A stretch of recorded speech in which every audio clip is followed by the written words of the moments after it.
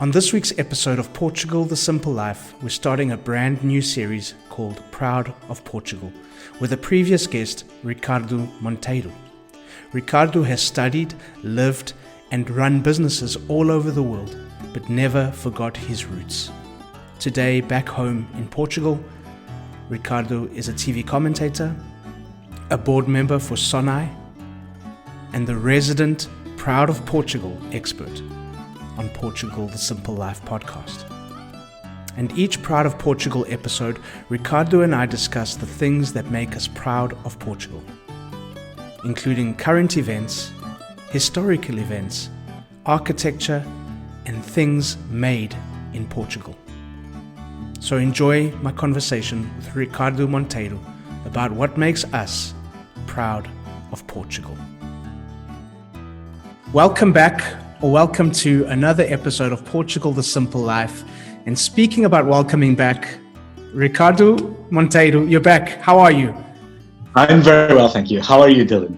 Yeah, I'm wonderful. I'm very well. Ricardo, you are one of our first repeat guests, so I'm really excited to have you back on the podcast. The last time we spoke was a little while ago, and we spoke about all the things that make us proud of Portugal. And I've decided that we need to make this a repeat occurrence. So you're going to be our resident expert on being proud of Portugal and what makes us proud of Portugal. So I graduated into expert resident, which is wonderful. What a wonderful yeah. So it's you have to behave yourself, but for now it's all good. I'll do my best anyway. So for the people listening, what we're going to do is we're going to break things down. So it's almost the same format for every episode. So in each episode of our Proud of Portugal episodes, we're going to speak about current events. We're going to speak about history, a historical account. We're going to speak about architecture, and we're going to speak about something that's made in Portugal. Okay. And you're going to lead the way and tell us about all these little things. But to start us off, why don't you tell us something that we don't know about you, Ricardo?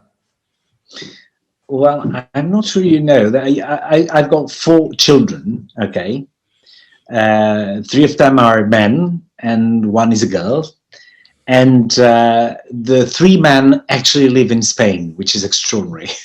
The 3 of them, and all of my grandchildren, since my daughter does not have children yet, were born or live or are Spanish citizens, which is quite amazing. And 2 of them are actually have 3 nationalities, because we're born in Spain from a French mother, and my son is Portuguese, and now they're Spanish. So they kind of are entitled to those 3 nationalities, which is extraordinary. And my daughter works for Sporting Clube de Portugal. Nice. Which is extraordinary at this moment. She's like a marketing director there, and that makes me particularly proud, because my father-in-law was one of the great ones in sporting. He was called Jesus Correia, and he belonged to a legendary team called the Cinco Violinos, and he was one of the 5 singers. So that's those are 2 small things about myself that I don't think I've shared with people before. Wonderful. Are you a Sporting fan? Oh, absolutely. I think my children would actually cut me off if I were ever to support Benfica or Porto or any other club for that matter. So yes, okay, totally Sporting Clube Portugal. Amazing. Well, you'll be happy to know my blood is green. Okay, I support Sporting. It's been hard. I don't know what it's like to 19 years. It's been a hard 19 years. We're going to make it easier there. Yeah, this could be our year. I mean, if we put it into perspective, let's put it into. I don't know what it feels like for Sporting to win the league, because since I've supported Sporting, nothing's happened. The year that I started supporting Sporting was when we lost 7-2 to Bayern, and we had those horrible. And I remember worse one, which was losing 7-1 to Benfica. Oh. Let's jump on to current events. So tell us about a couple of things that have happened recently that make you proud of Portugal. Okay, now I could talk about the handball team, of course, which will go to the Olympics, which is the first for them, and I'm very proud of that. But we are now becoming quite good at sports, so I'm going to leave sports out of this. For Okay. such a small nation, that is, we'd be. I mean, by the way, and we seem to have made the French our favorite victims, Exactly. which is also quite extraordinary, and does wonders for our immigrants in France, of course. Yeah. I will choose two things that I think should make us proud of Portugal, and they relate to education, the first one, and the second one to the stand of women in society. Okay. And the first one, which I already mentioned previously, I think in my previous podcast, but new numbers are in. We have reduced our rate of illiteracy from 48% in the year 2000 to about 8% in the year 2020, which is a reduction of 40% in 20 years. And even from 2019 to 2020, and even with the pandemic and all that, it still went down from about 11.9 to 8 point something percent. Incredible. Means that our educational system must be doing something right. For all of the complaints that we have about politicians not getting it right, well, at least in this particular bit of politics, I think we must be doing something right. So that makes me particularly proud of Portugal. The second thing is that the World Bank published a study reporting on women's stand before the law in terms of equality. There are only 10 countries that guarantee that women are at absolute parity with men insofar as their relation to society and whatever corner of life is or are concerned. And one of those 10 countries is Portugal. Of course, all of the Nordics are there, including Iceland, so that's already 5.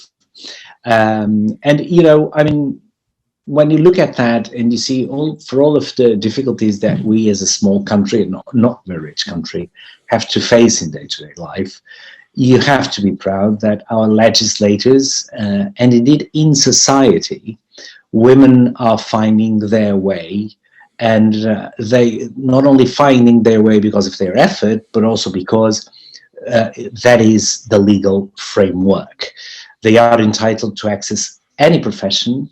They are entitled to be treated as equal in terms of salary. Now, reality, of course, differs from the legal status, but it is nevertheless true that any woman that, exerts a certain profession, if she finds that her salary is lower to a man sitting next to her, she is immediately entitled in the terms of the law to claim a similar salary. It's tricky because people can argue about a lot of things, but at least, it is the law. Only one of 10 countries in the world, so says the World Bank, and I'm particularly proud of that. So it's good. I think it's good. It's good. It's good. It's really good.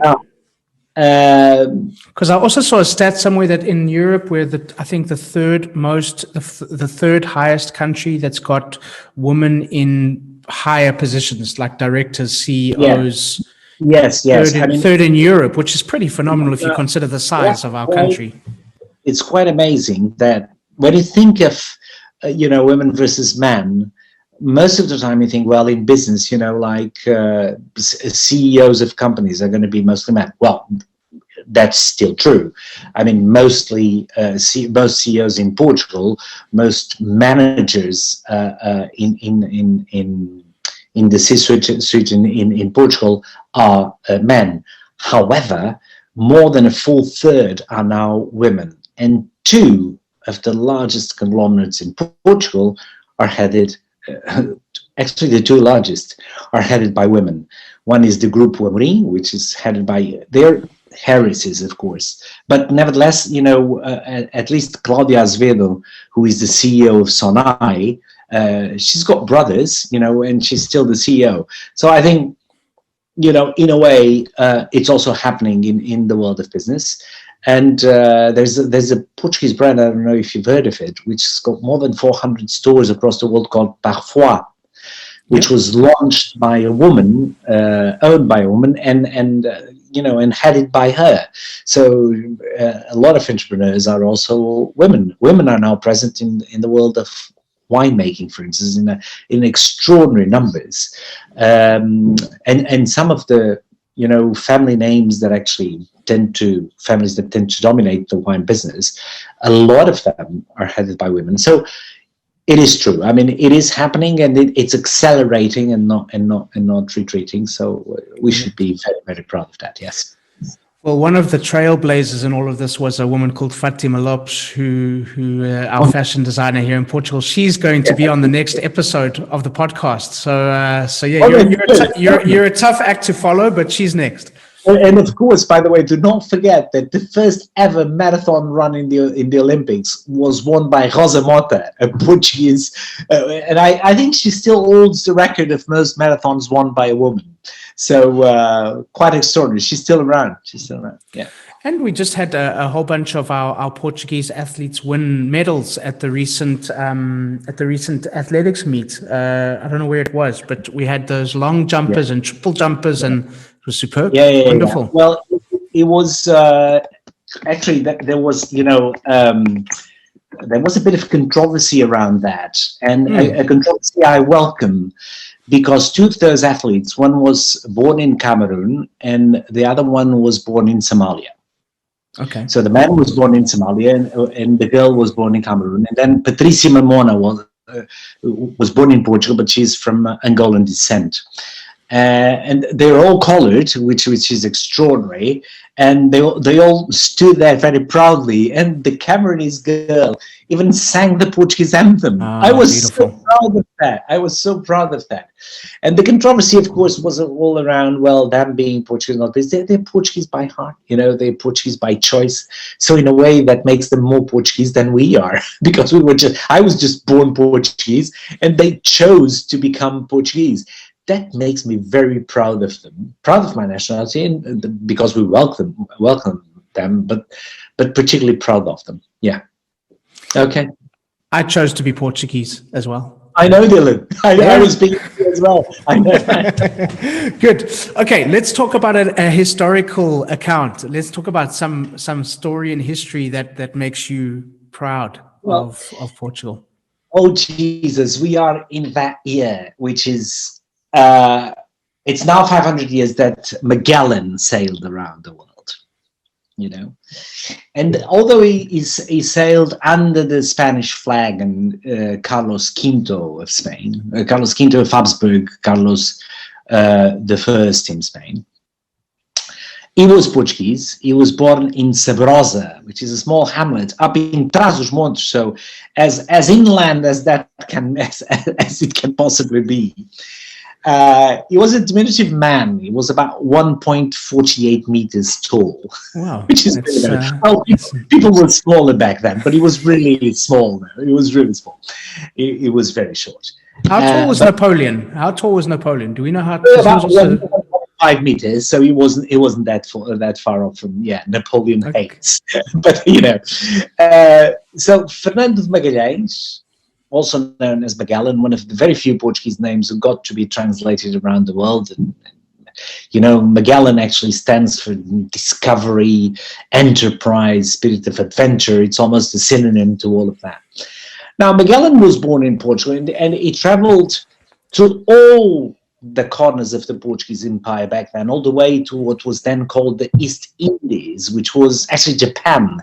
So he went to Macau, went to Japan, and amazing. Back in the hold on, this was in the 15th century that he sailed to those places, to Malacca, and of course, amazing.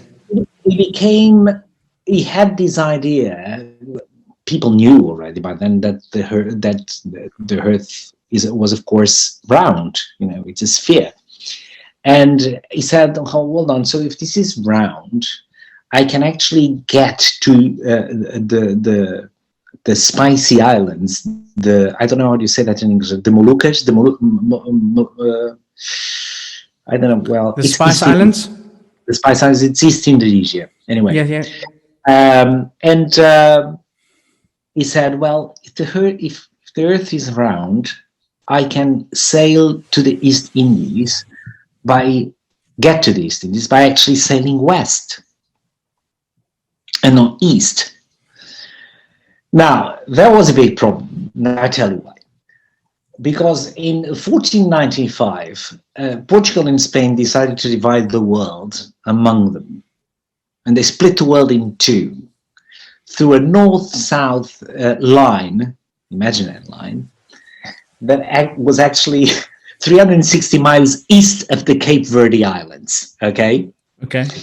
And Portugal apparently managed to negotiate an extra 100 miles because our king by then, King John II, already knew that Brazil was sitting there waiting for him. And with those 100 miles, he actually managed to cut off a bit of Brazil and be able to claim that as Portuguese if he was ever to get there. Okay? Wow. Which he, of course, eventually did, or the Portuguese eventually did. And of course, if you would, and they decided back then in the Treaty of Tordesillas, so this is late 15th century, 492, I think it was, not 95, that east of that line, north-south divide,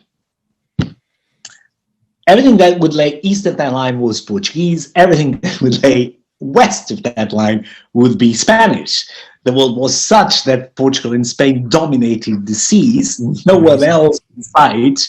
And so the Pope actually agreed to that and said, okay, so this is the way the world is going to be split. And so it was. And of course, when Magellan came to King Manuel of Portugal and said, I'm going to reach the Indies, where all the spices come from, and they were, of course, making the wonders and riches of Portugal back then. I'm going to reach the Indies, as they would say back then, by sailing west. Domino said, hold on. Got to go through Spain. I'm going west. That means that India is actually on the Spanish bit of the world. I would like to claim the Indies as ours, which, as a matter of fact, they are already, because we are now in Goa, and even we have a fortress in Malacca. So no way, I'm not going to finance that voyage of yours, which sounds crazy to me, you know. So he lived most of his life in Portugal. At a certain moment, out of despair, he decided to go and sell his idea to the King of Spain. And of course, for the very same reason, the King of Spain said, yes, by all means, just go.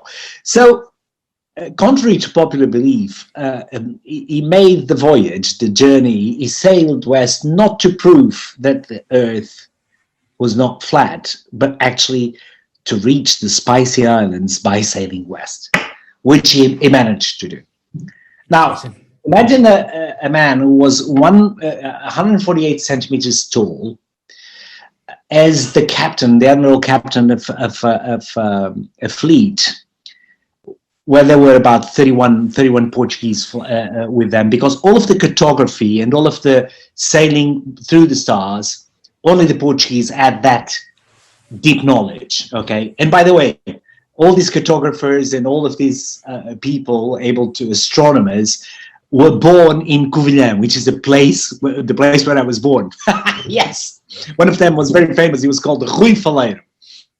And he was the cartographer. He was the guy who knew the way, how to get places. Okay. He did not get. He fell out with Fernando Magalhães, and he did not go with him, although he was supposed to. But he did not. But he still took the charts of Rui Faleiro with him. And so he went, and he was, of course, a Portuguese in charge of a Spanish flotilla.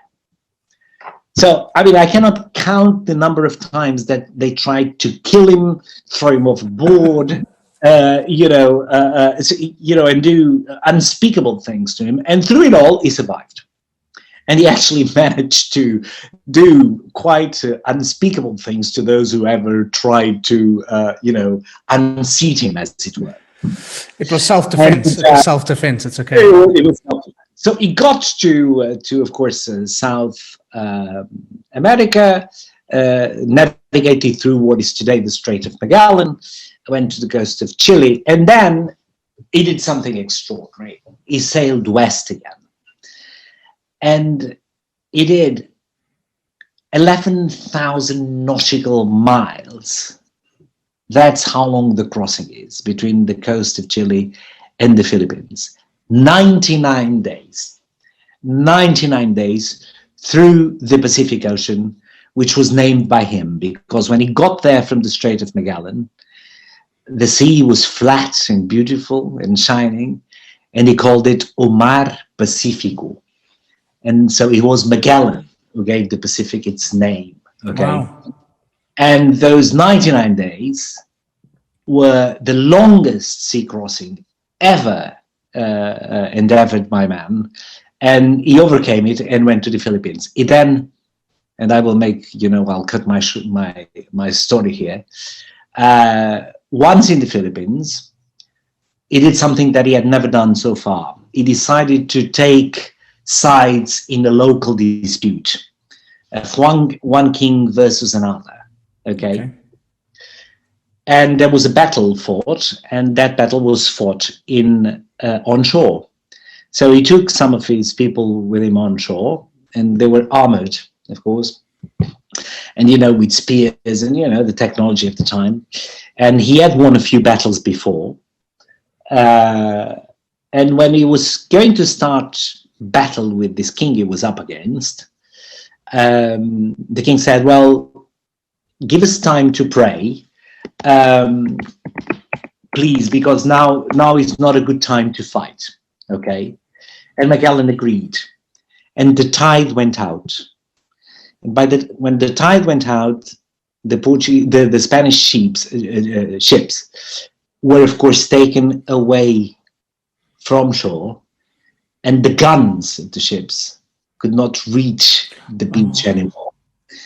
And he was left to fight between the Filipinos and the sea in plated armor. So he died on that beach in the Philippines, and he never completed the voyage. Okay. Oh, my goodness. Which is quite extraordinary. But he stayed in history. He's a hero.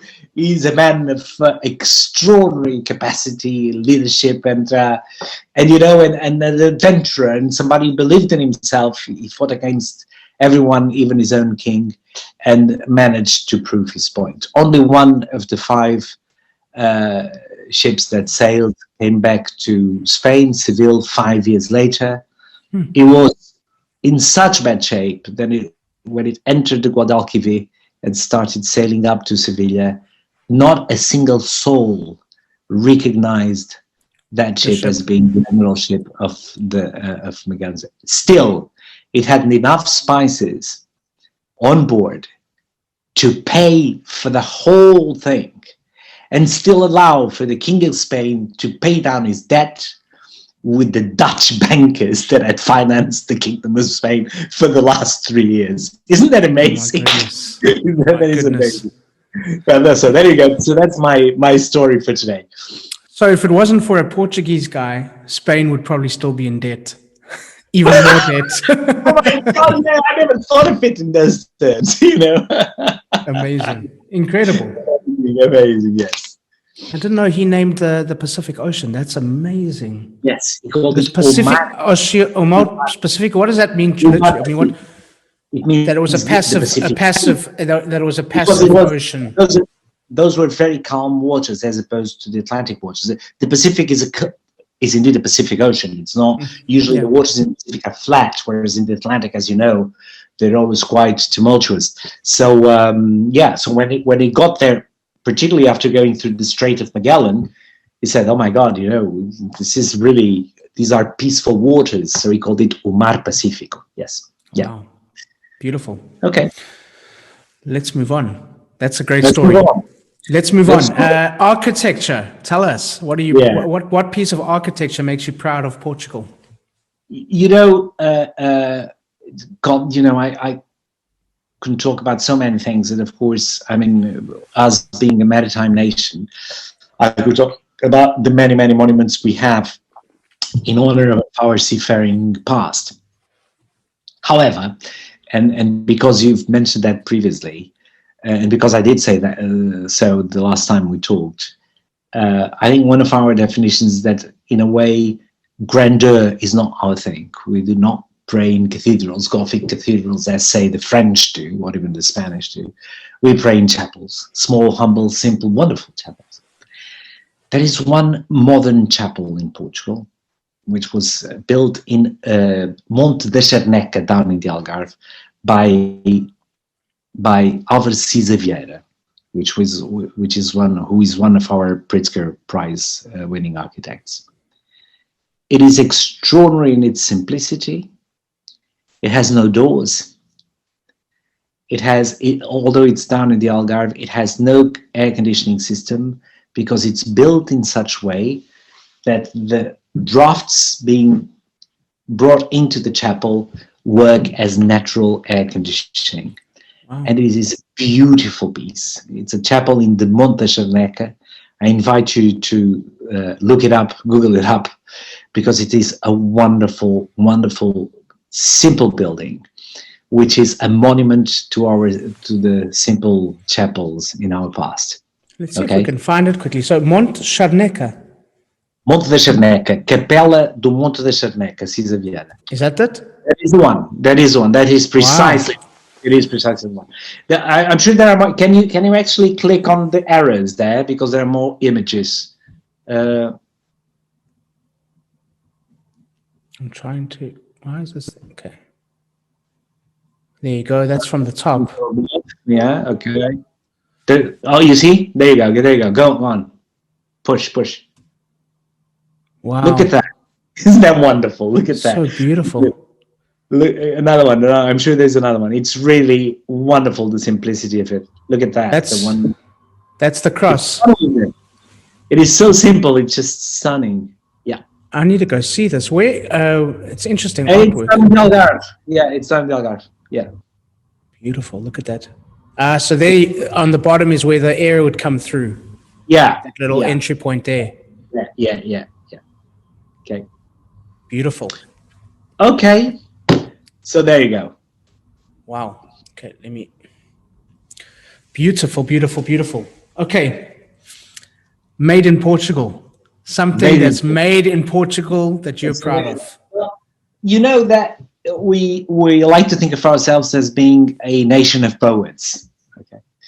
And one of the things that we absolutely loved was when José Saramago won the Nobel Prize. But we do write a lot of poetry, and poetry is present in most day-to-day life.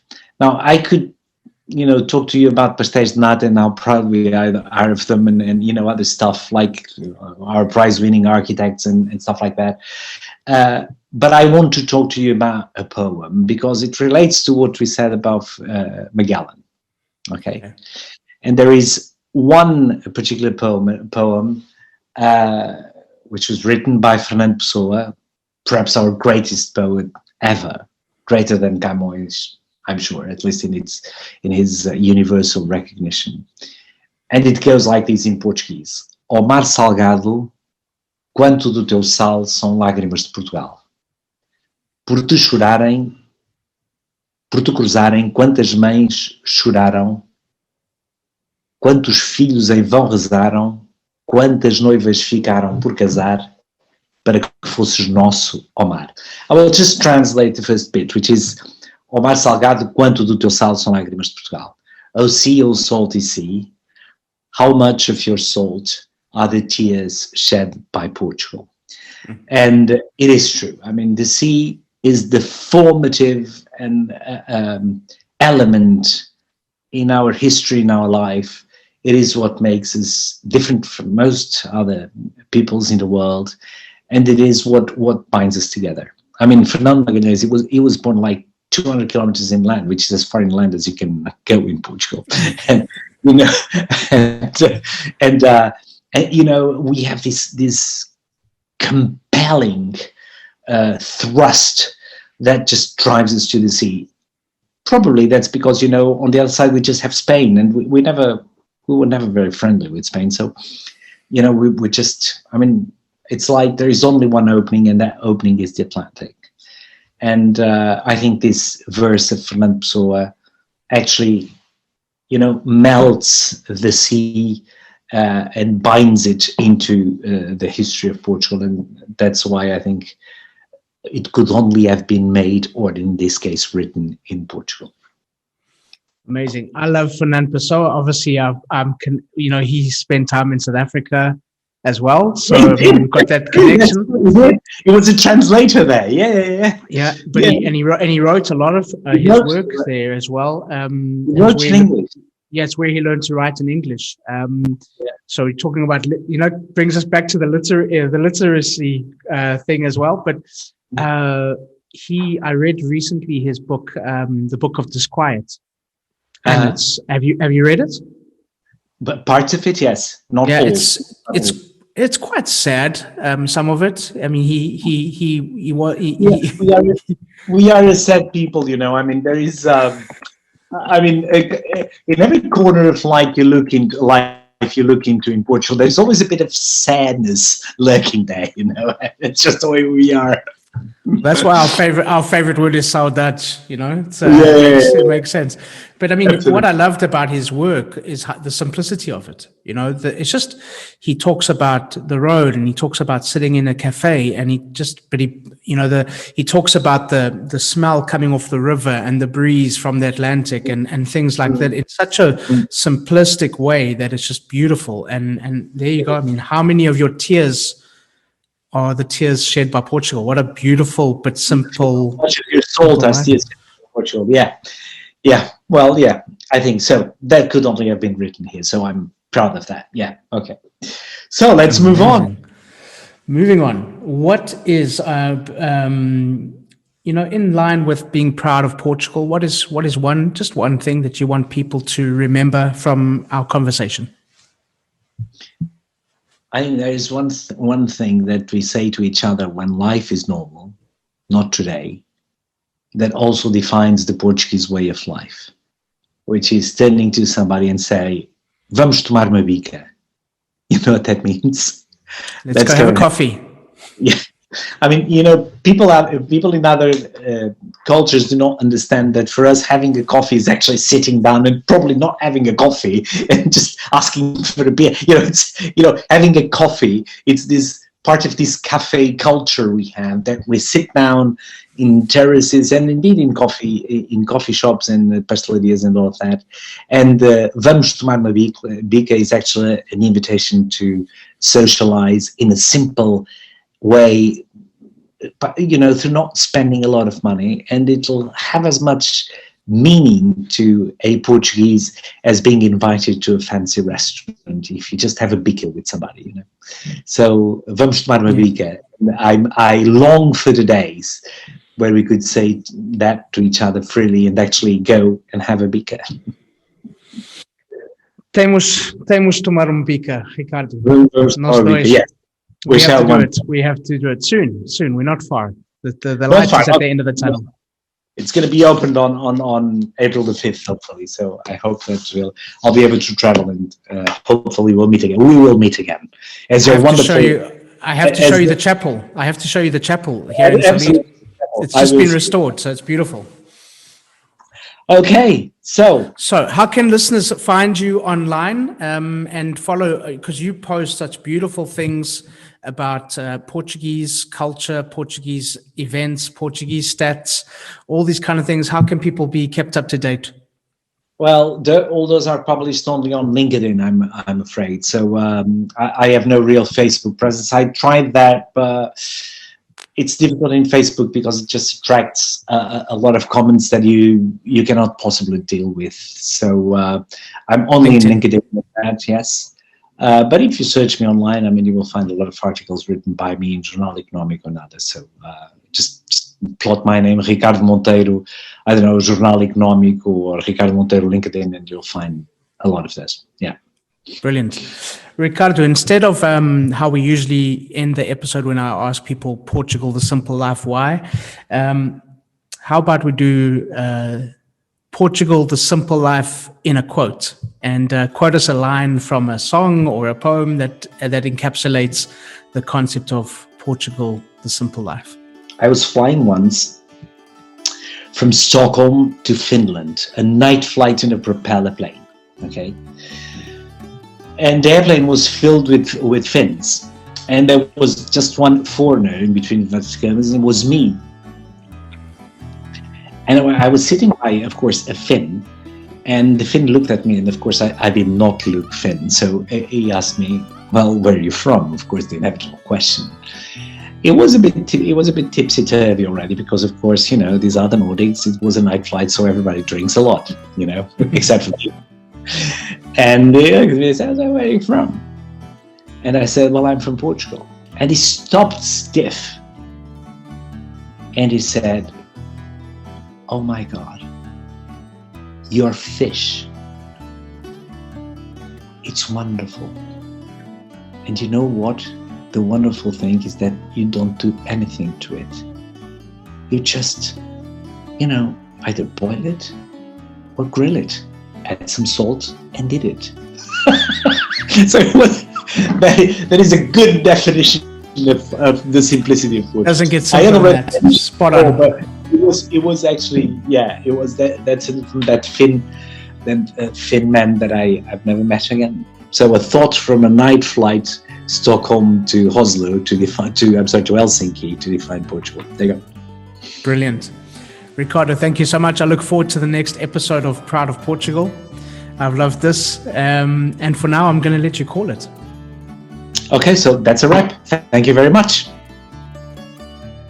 So thank you once again to Ricardo, and thank you to all of you for listening. Please subscribe, share with your friends, give us a thumbs up, and please leave a comment or a review. We'd love to hear from you. And as we say in Portugal, força. Welcome to the simple life.